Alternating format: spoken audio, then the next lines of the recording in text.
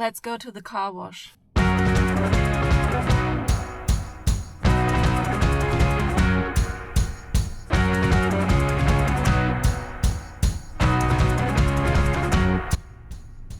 Hi, fellow educators. This is the end of term reset, and I will take you with me to the car wash. You can watch me get my car clean, but it fits very well to the topic of today's video, which is how I reset after the term has ended. There's only a short break until the next term starts, and I'm using the PRIM method. And yes, PRIM is an acronym. The first letter of the PRIM method is the P, which stands for pause. And it is really a post-term decompression. Pause is the most important, and it's the hardest for me. I have to acknowledge end-of-term fatigue, and often I get sick personally. Maybe it's the same for you. What I try to do is give myself permission to slow down a little. And I also want to be honest, what drained me, what gave me energy, and then really be honest with myself and acknowledge that yes, it is hard and it will be hard next term again. But then also there are some points that energized me. So I try to be also really realistic with this PRIM method. It's not meant as a full reinvention or like a major change. It's a light cleanup. And it all starts with storing away the data from the term in a separate folder on my data storage device. And this includes also the lectures, the notes, everything organizational admin that had to do with the last term. And it's in the folder and ready to be taken out for the next term. But for now, it's gone from my desktop. I don't see it anymore. It's the first step into pause. And then I try to really pause. Try to not to think about it anymore, at least for a week. And yeah, I'm being honest, sometimes it works, sometimes it doesn't work as well because the mind is rotating, students writing the exams, one is a little bit worrying.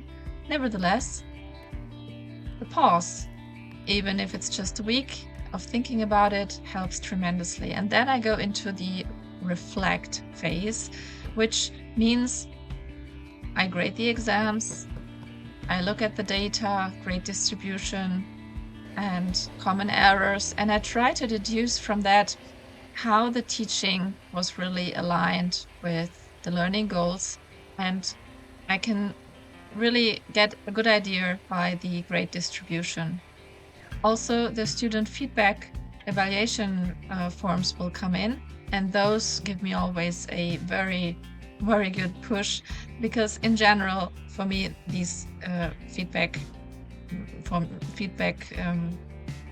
evaluation forms are really, really nice, and the comments that the students write are also very reassuring. There is criticism in that, and I take this very seriously. I have to work on my handwriting, definitely, to make it easier for the students to read. In the reflect phase, I really ask myself, was everything aligned as planned? So did they learn what I wanted them to learn? What the learning goals were? Was it achieved? I identify areas where the grades show a little bit of a deviation, so I would mark that down and remember for next time that I can have a little bit more emphasis on the one or the other topic and taking away emphasis from another topic.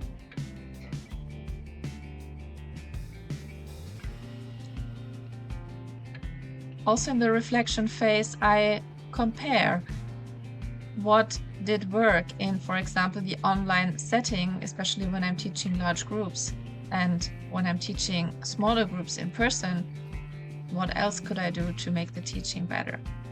What worked, what didn't, and what if? Those are the questions. Then I go into the implement phase, and that's a theoretical phase. It's not a true implementation, but it's a preparation for implementation. So I identified some points in the reflection phase that might need tweaking, and I choose one to three small points, small fixes. So some clarity or better alignment on the syllabus and the learning goals. Some adjustments maybe about the whiteboard schematics that I was drawing. Also, in the digital space, I might plan to reorganize the learning management system structure, renaming files or phrasing tasks more clearly there. And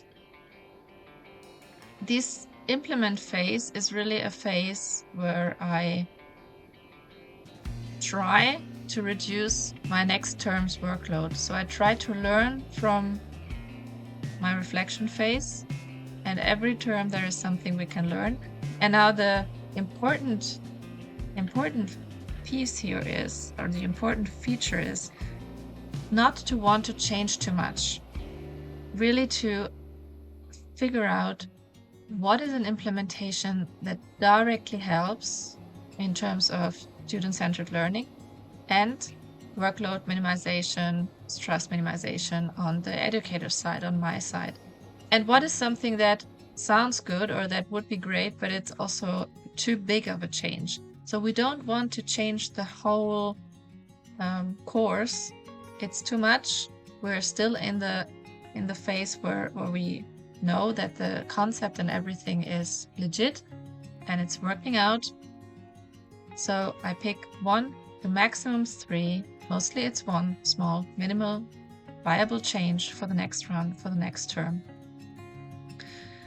And yes, this implementation phase, it costs time, and I book time in my calendar for this.